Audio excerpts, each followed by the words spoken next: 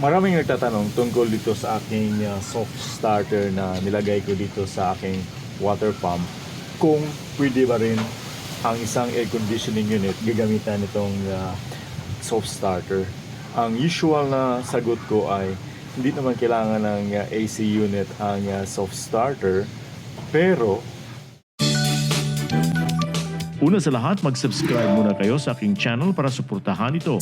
You may also join this channel as a member to avail of exclusive perks like priority in comments reply and early access or exclusive access to some videos for members only. You can also help fund some projects here by sharing super thanks. Wow! Katulad ng mga water pumps o motor, ang compressor ng air conditioning unit ay may inrush current din o ang biglang pagbugso ng kuryente sa startup ng makina para matulungan itong umandar.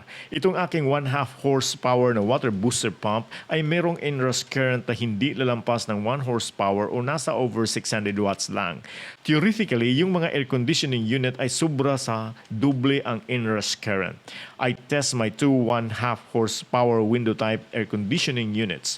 Yung GE unit ko ay umabot lang ng 700 watts or about 1 horsepower ang power during its inrush current or nasa 3 amps ang inrush current for a few seconds bago bumaba sa kanyang normal power. Yung Panasonic unit naman ay umabot ng a little over 1,000 watts at nagsettle ito sa 400 watts after a few seconds.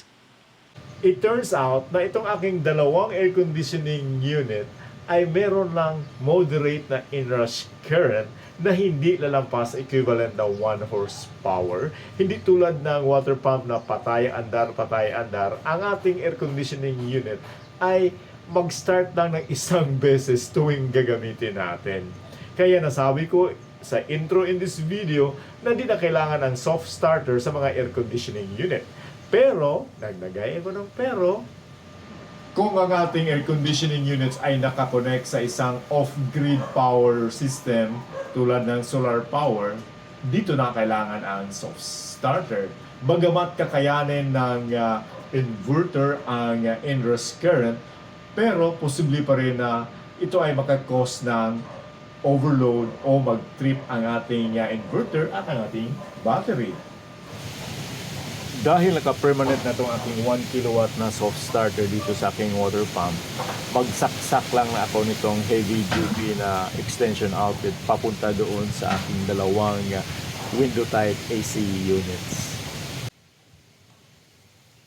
From here, i-turn on natin ang ating air conditioning unit habang ino-on natin itong ating Panasonic AC unit na nakasaksak ngayon sa ating soft starter. So ito na. Yun, tumunog na ang ating air conditioning unit. Antayin natin ilang minutes.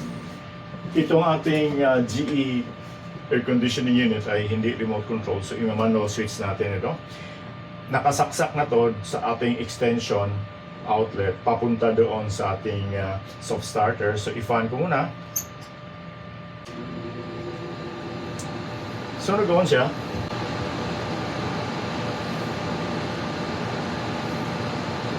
So naka-inverter tayo ngayon. Ang ating Panasonic aircon unit ay naka-connect doon sa ating inverter.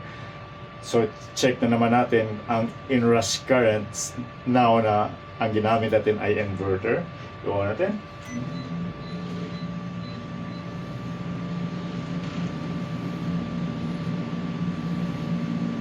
Okay.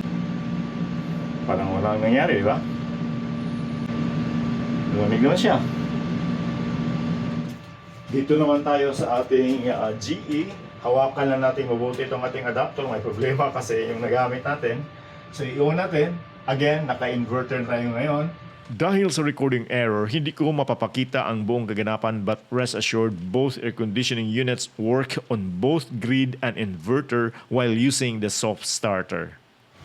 I have 3 videos about this soft starter. Yung una ay about mismo sa soft starter na ginamit ko dito sa water pump.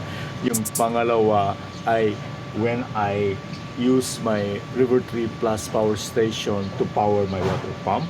Ang pangatlo ay ang paggawa ko nitong soft starter box na magiging smart. Panoorin nyo yung tatlong videos para meron kayong idea about the self-starter. Kung may mga katanungan, pakilagay dyan sa baba. Salamat, bye.